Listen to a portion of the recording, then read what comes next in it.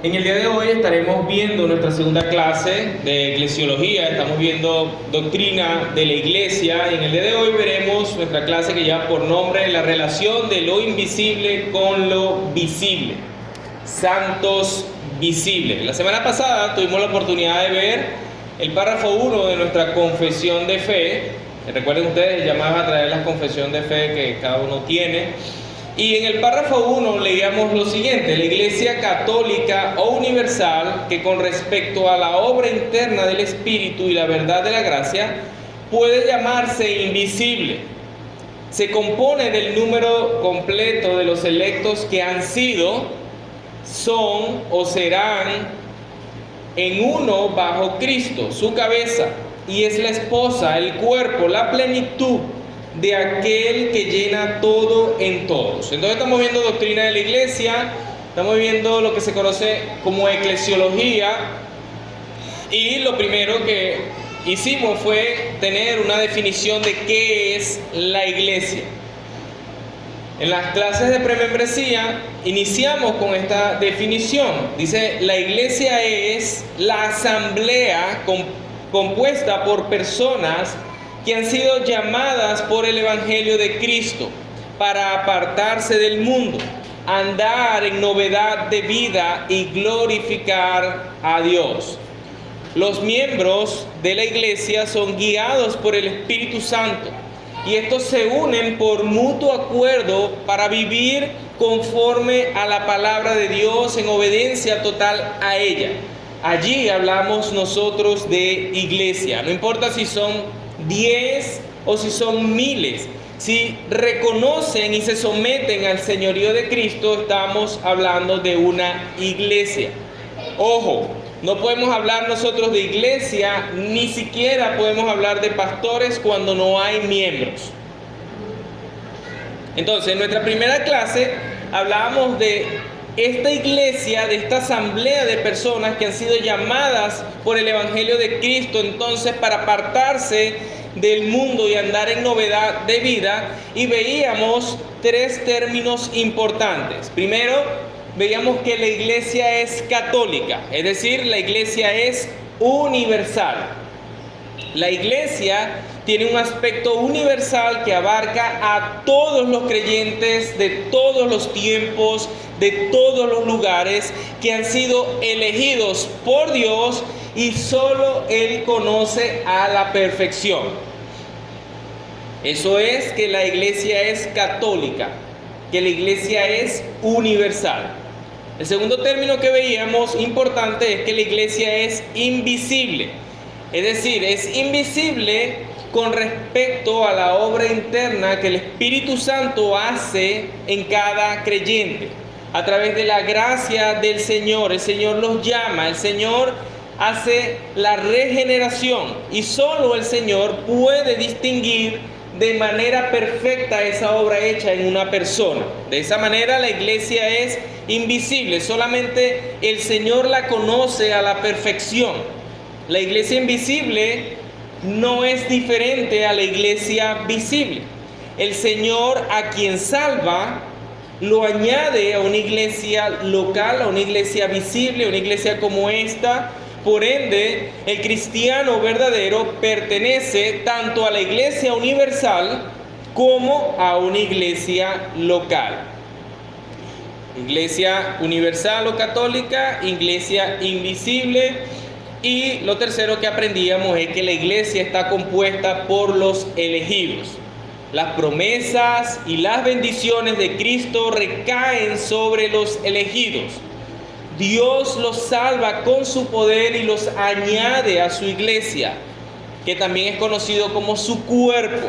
Vienen a ser parte de lo que se conoce como ese cuerpo, que es a su vez su esposa amada.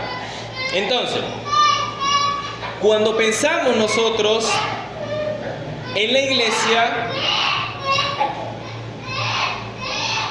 desde un punto de vista terrenal, cuando hablamos nosotros de iglesia desde un punto de vista terrenal, no debemos pensar o no debe llegar a nuestra mente un edificio, ¿no? La iglesia es un local, un edificio, 4 paredes, una estructura. No, debe llegar a nuestra mente es una organización humana del pueblo de Dios que vive para su gloria. Eso es una iglesia del Señor.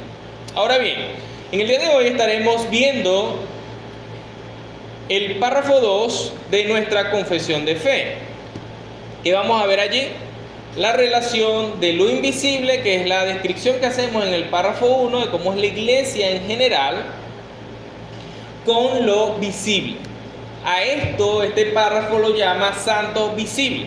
Y vamos a ver las características de aquellos santos que pertenecen a la iglesia y de aquellos que aún profesando ser cristianos no lo son. Vamos a ver algunas características de cada uno de ellos. Dice el párrafo 2 del capítulo 26 de nuestra confesión de fe de la siguiente manera: todos en todo el mundo que profesan la fe del Evangelio y obediencia a Dios por Cristo, conforme al mismo, que no destruyen su propia profesión mediante errores fundamentales o conductas impías, son y pueden ser llamados santos visibles. Y de los tales deben estar compuestas todas las congregaciones locales. Hermanos, la iglesia como institución empezó a existir con la venida de nuestro Señor Jesucristo. Es Jesús quien da inicio a su iglesia con su ministerio terrenal, con su muerte, con su resurrección, con el derramamiento de su sangre y con el derramamiento de su espíritu a sus creyentes. Eso lo podemos ver en Hechos capítulo 2. Es por eso que la iglesia viene a ser la institución más importante sobre la tierra. No solo por su propósito, porque es el camino que el Señor ha creado para que los creyentes lleven el Evangelio, sean salvos y tengan acceso a la comunión con Dios, sino también por el costo que tuvo que pagar Dios mismo encarnándose y pagando por ella. ¿Cuál es el costo de la creación de su iglesia? El mismo Hijo de Dios encarnándose a morir. Un costo muy, pero muy elevado. Si nos damos cuenta, cuando nosotros hablamos entonces de la iglesia, hablamos de una sola iglesia. Esta iglesia es una iglesia universal y siempre esta iglesia tendrá una manifestación visible. Quienes han creído en Cristo forman parte del cuerpo de Cristo, al que llamamos nosotros su iglesia, la cual tiene manifestaciones físicas, es decir, iglesias locales. Si alguien, por ejemplo, dice creer, pero deliberadamente no quiere pertenecer a una iglesia local, este no debe considerarse un creyente verdadero. Esto nos debe llevar también a meditar en el hecho de que una persona no puede decir: yo soy cristiano, miembro de la iglesia invisible del Señor, de la iglesia universal del Señor, pero yo no quiero pertenecer a ninguna iglesia visible, a ninguna iglesia local. Es lo que normalmente uno escucha y dice: no, yo soy cristiano, pero yo no me congrego. No sé si lo han escuchado. Porque es que no consigo alguna iglesia que se compagine con lo que yo creo o lo que yo pienso. Pero cuando nosotros vemos la realidad del Evangelio, encontramos que nuestro Señor Jesucristo murió por un cuerpo completo, un cuerpo unido, no por un cuerpo ausente con partes en solitario. No, yo soy cristiano, pero yo no me congrego. Tú no formas parte de un cuerpo unido, que es el llamado que el Señor nos hace. Por eso dice la confesión de que quienes forman parte de la Iglesia Universal tienen que también formar parte de una expresión local.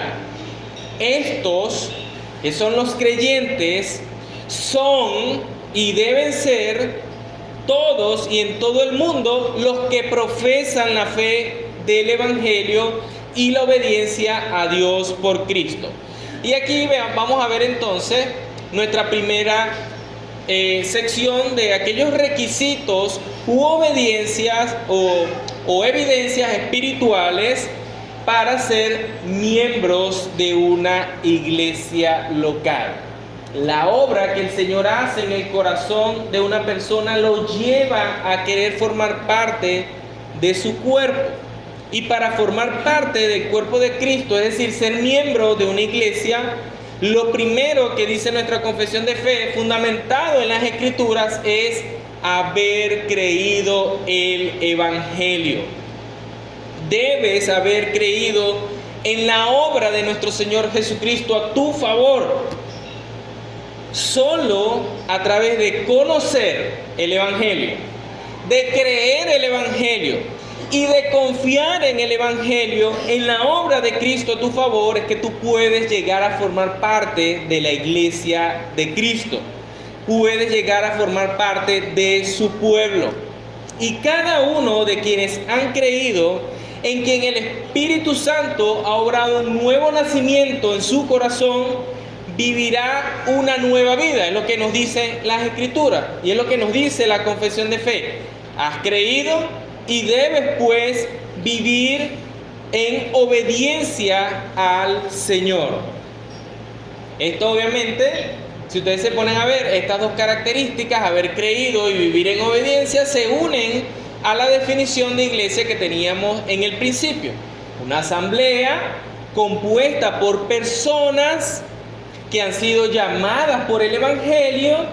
Debes escuchar el Evangelio, debes conocerlo, creerlo, confiar en él, para apartarse del mundo, obediencia, y andar en novedad de vida, glorificando al Señor. Entonces encontramos una manifestación visible, que es esa novedad de vida. Cuando usted viene al conocimiento del Señor, a creer en el Evangelio, su vida cambia. La palabra habla de una regeneración, un nuevo nacimiento. Usted no solamente tiene una novedad de vida, sino que hay una novedad en su pensamiento, hay una novedad en la doctrina que mueve su ser. Esa es la manifestación visible. Y esa manifestación visible se logra en base a la obra invisible que ha hecho el Señor en su corazón, que es la regeneración de su espíritu. Nuevamente, para que quede claro, aquellos que en todas partes del mundo, no en un lugar en específico, en todas partes del mundo, profesan la fe del Evangelio y confiesan el señorío de Cristo, es decir, se someten en obediencia a su palabra, deben ser considerados santos visibles y deben constituir cada congregación particular.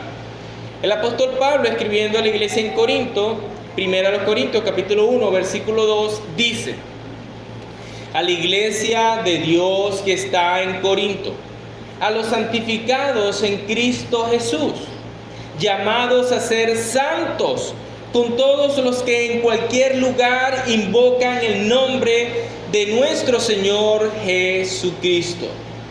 Escribiendo también a los romanos, el apóstol Pablo en el capítulo 1, versículo 7 y versículo 8 dice: llamados a ser de Jesucristo, a todos los que estáis en Roma, amados míos, llamados a ser santos.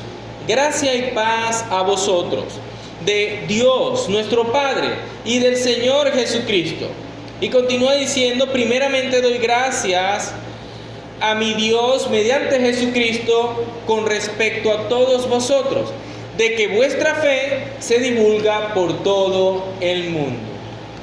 ¿Qué vemos aquí?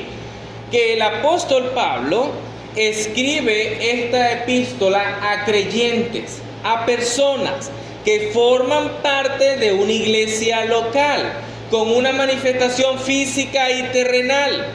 ¿Y cuál era el llamado principal? A ser santos. ¿Quiénes debían ser santos? Los creyentes. ¿Quiénes eran los creyentes? Los que habían derramado su corazón en arrepentimiento y fe en la obra de nuestro Señor Jesucristo. Esas son entonces dos cualidades positivas que nos describe nuestra confesión de fe, que nos describen las Escrituras.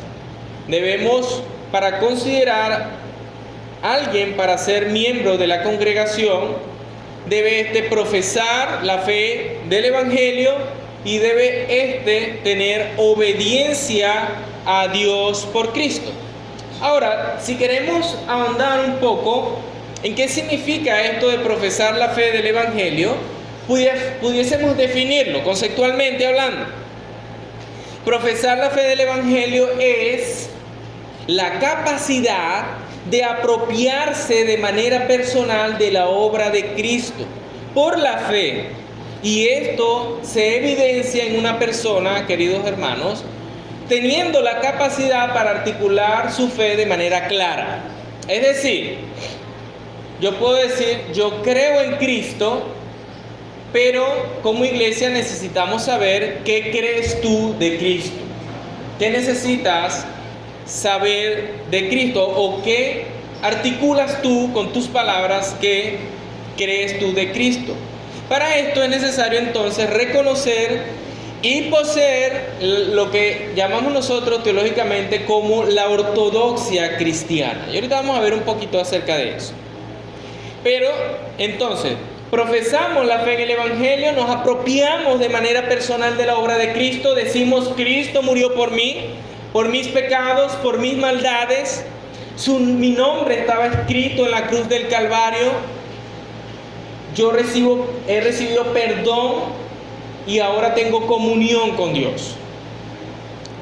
Es una apropiación personal, es una apropiación personal. Yo antes, habiendo sido pecador, el Señor ha perdonado mis pecados gracias a la obra sustituta de Cristo en la cruz. El justo muriendo por los injustos. Pero también podemos definir qué es la obediencia a Dios por Cristo. Simplemente significa vivir cuidadosamente bajo su señorío. El Señor nos da su palabra, gobierna sobre nosotros y nosotros vivimos conforme a su palabra, a su consejo, a su mandamiento. A esto lo podemos llamar también vivir de manera piadosa. Ahora bien, es necesario que nosotros poseamos lo que se conoce como la ortodoxia cristiana. Es decir, no es solamente creer en Cristo, sino que debemos creer y creer bien. Es decir, creer y creer lo correcto. Cuando hablamos de la ortodoxia cristiana, son esas doctrinas esenciales que se exponen claramente en las Escrituras. Esas doctrinas que nos distinguen a nosotros como cristianos, las cuales deben ser creídas y deben ser defendidas por nosotros. Quien no las conozca o no las siga, se condena. Pero quien las conozca y las siga, se salva. Por ejemplo, algunas doctrinas de nuestra ortodoxia fundamentales. Dios es espíritu, infinito, santo, justo, omnipotente, soberano, uno en esencia, trino en subsistencia. Doctrina fundamental del cristianismo, la Trinidad, ¿cierto? Doctrina fundamental ortodoxa, el hombre, un ser creado con cuerpo y alma por Dios, incapaz de restablecer su comunión con Dios a causa del pecado, se encuentra en muerte espiritual por causa de su pecado y maldad, merecedor del castigo eterno de Dios. La condición natural del ser humano sin Cristo. Doctrina fundamental, debemos creerlo. Acerca de Jesucristo, que es donde van mayormente los ataques, que debemos creer de Jesucristo, que es verdaderamente Dios y verdaderamente hombre, que murió para satisfacer la justicia divina, que resucitó de entre los muertos, que ascendió al cielo y un día volverá en lo que nosotros conocemos, según las Escrituras, como el juicio final. Él es Jesucristo, el único Redentor suficiente y perfecto para cada uno de nosotros. Amén. Estos son tan solo algunos ejemplos de la ortodoxia fundamental que nosotros debemos conocer para poder tener un conocimiento correcto. El conocimiento correcto nos va a llevar a una fe correcta, a una confianza correcta en nuestro Señor Jesucristo y la salvación que encontramos en Él. Como segundo punto, la confesión de fe también nos habla de errores que van en contra de la profesión de fe de algunas personas, que va en contra de aquellos que dicen ser cristianos, pero lo que evidencian dice lo contrario. Dice lo contrario. Nuestra confesión de fe allí en el capítulo 26, en el párrafo 2, dice que no pueden ser llamados santos visibles, es decir, no puede pertenecer a la membresía de una iglesia quienes destruyen su propia profesión mediante errores fundamentales o conductas impías. Estas son las dos cualidades negativas que describen al no creyente. Errores en su doctrina que socavan la fe, a estas las llamamos normalmente herejías o blasfemias, y una conducta impía. Hemos visto algunas doctrinas de nuestra ortodoxia cristiana fundamentales. Muchas de estas herejías o blasfemias van en contra de la doctrina fundamental. Por ejemplo, si usted niega la Trinidad, la doctrina de la Trinidad, si usted niega la deidad de Cristo, lo hacen muchas denominaciones. Quienes atacan al cristianismo ¿por dónde? Por su base, por Cristo. Atacan su deidad. Si usted no cree en la reencarnación, en la encarnación sobrenatural de Jesucristo, si usted niega la doctrina del sacrificio sustituto de Cristo, que Él murió por usted y usted obtiene la justicia de Cristo, si usted niega esa realidad, si usted niega la resurrección en cuerpo físico, carne de Cristo, usted con esto está negando las doctrinas fundamentales. Si usted niega la salvación por la gracia por medio de la fe, si usted rechaza que la palabra de Dios es el fundamento principal de la vida y fe cristiana, obviamente usted está socavando los cimientos de la fe cristiana. Usted realmente no es cristiano, no debe formar parte de la iglesia visible del Señor. Eso a nivel doctrinal. Pero a nivel de conducta, si usted lleva un estilo de vida pecaminoso, impío,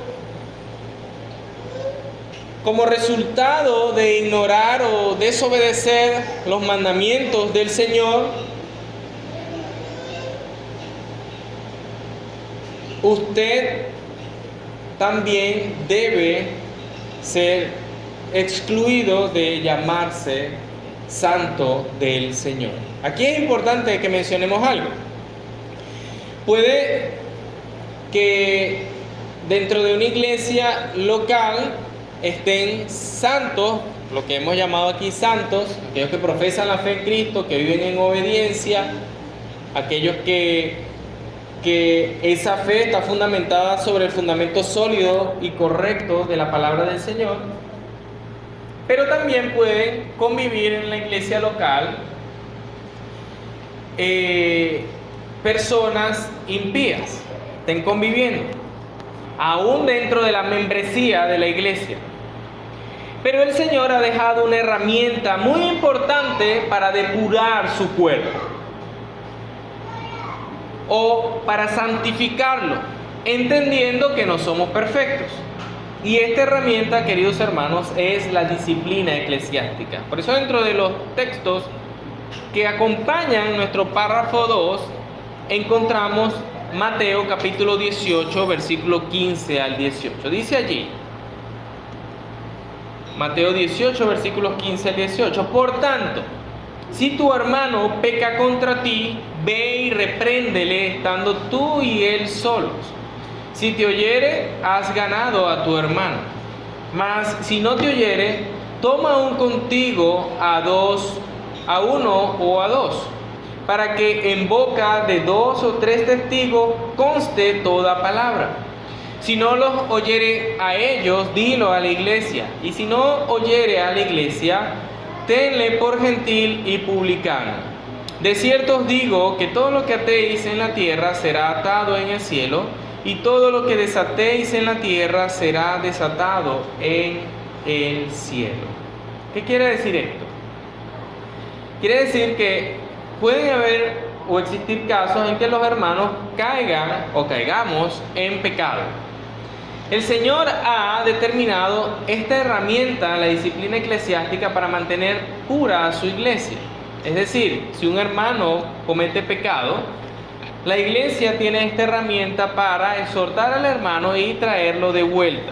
Traerlo de vuelta significa que el hermano se arrepienta de su pecado, restituya su comunión con el Señor primeramente, con quien ha pecado de manera principal. Si este hermano continúa en rebeldía al mandamiento del Señor, dice, ve, llama a un par de hermanos y confronta al hermano con su pecado. Todo esto se hace por amor tanto al hermano como por amor a la iglesia del Señor.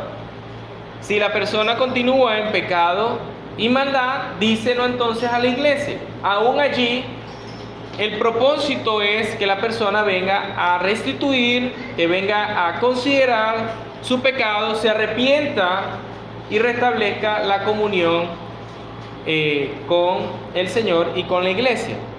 Si la persona no viene el arrepentimiento y la fe, todavía el Señor dice, bueno, sepárenlo de ustedes, es decir, excomúlguenlo. Esta medida de disciplina también tiene como propósito no solamente guardar el cuerpo de Cristo, su iglesia, su esposa, sino también llevar a la persona que venga al arrepentimiento por su pecado y maldad. Pero si la persona continúa en su pecado, ya usted lo ha excomulgado. Como iglesia ya lo ha separado de la comunión, del cuerpo de Cristo. Entonces, hay pecados, maldades, a las cuales el Señor nos dice, hey, sepáralo. No puede formar parte por su testimonio de la iglesia.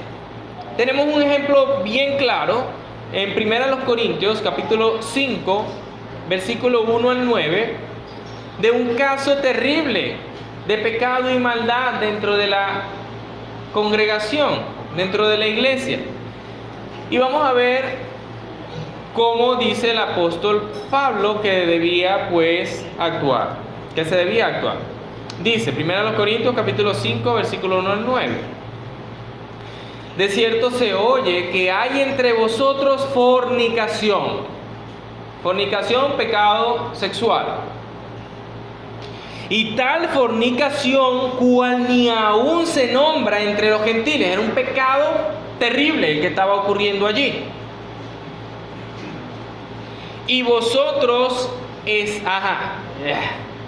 tal fornicación cual aún ni se nombra entre los gentiles, tanto que alguno tiene la mujer de su padre. Terrible pecado estaba cometiendo. Y vosotros estáis envanecidos. Es decir, ellos no se estaban dando cuenta, no estaban actuando. ¿No debierais más bien haberos lamentado para que fuese quitado de en medio de vosotros el que cometió tal acción? ciertamente yo como ausente, pero presente en espíritu, ya como presente he juzgado al que tal cosa ha hecho. En el nombre de nuestro Señor Jesucristo, reunidos vosotros y mi espíritu, con el poder de nuestro Señor Jesucristo, el tal sea entregado a Satanás para destrucción de la carne, a fin de que el espíritu sea salvo en el día del Señor. ¿Qué está diciendo Pablo aquí en términos generales? Que alguien con ese tipo de vida impía y pecadora no podría ser miembro de la iglesia. Debía ser excomulgado. Veamos también la exhortación del apóstol Pedro, luego de predicar el evangelio y acusar a los judíos de participar en la muerte de Cristo, en Hechos capítulo 2, versículo 37 al 42. El apóstol Pedro predica el evangelio. Recuerden ustedes, estamos ahí en Hechos 2. Ha ocurrido el Pentecostés. Realiza Pedro su primera predicación del evangelio y dice que aquellos, al oír esto, se compungieron de corazón, quienes habían escuchado a Pedro, y dijeron a Pedro y a los otros apóstoles: varones hermanos, ¿qué haremos? ¿Qué haremos frente a esta realidad en la cual se nos acusa a nosotros como judíos de haber llevado a Cristo a la cruz del Calvario, a Cristo a quien nosotros esperábamos? Y Pedro les dice: arrepiéntanse. ¿De qué deben arrepentirse? De sus pecados. Y bautícese cada uno de vosotros en el nombre de Jesucristo para perdón de los pecados. Y recibiréis el don del Espíritu Santo. Porque para vosotros es la promesa, y para vuestros hijos, y para todos los que están lejos, para cuantos el Señor nuestro Dios llamare. Y con otras muchas palabras testificaba y les exhortaba diciendo: sed salvos de esta perversa generación. Así que los que recibieron la palabra, es decir, los que creyeron el evangelio, vean la secuencia de hechos. Los que recibieron la palabra, los que creyeron el evangelio, fueron bautizados. Manifestaron públicamente que habían creído. Y se añadieron aquel día como 3,000 personas. ¿A dónde se añadieron? A la iglesia local. Se añadieron como 3,000 personas, es decir, los contaron, cuantificaron cuántas personas se habían añadido. ¿Quiénes se habían añadido? Los que habían creído. ¿Quiénes habían creído? Aquellos que habían recibido el evangelio, a quien Pedro les dice: reconozcan sus pecados. No, hermano, él no dice eso. Sí, está diciendo: arrepiéntanse. Deben arrepentirse de sus pecados, creer el evangelio y añadirse a una iglesia. ¿Y qué hacían ellos? ¿Qué hacían? Perseveraban en la doctrina. Es decir, obedecían, vivían conforme a la fe que ya estaban profesando, perseveraban en la doctrina de los apóstoles, en la comunión uno con los otros y en el partimiento del pan y en oraciones. ¿Qué se hace en esta iglesia?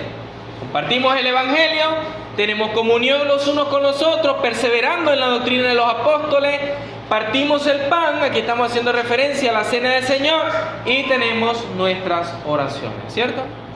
El modelo bíblico. Con este pasaje estamos terminando, viendo entonces el llamado al arrepentimiento y la fe, a una vida nueva, queridos hermanos, alejados del pecado y de la maldad.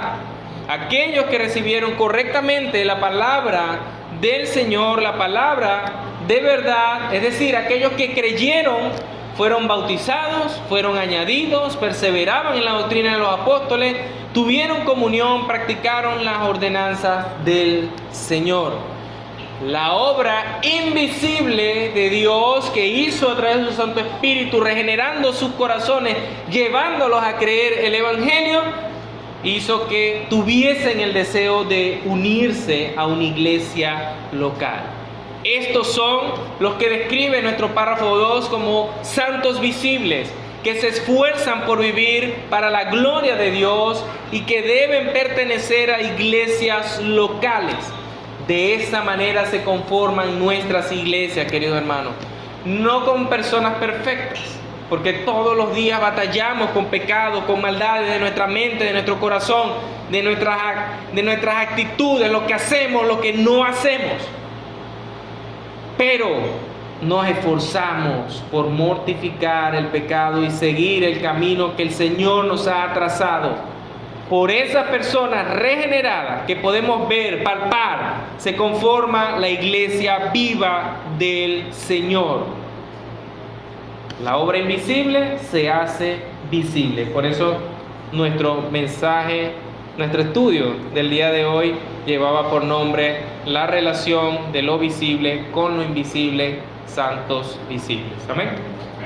Oremos, hermanos.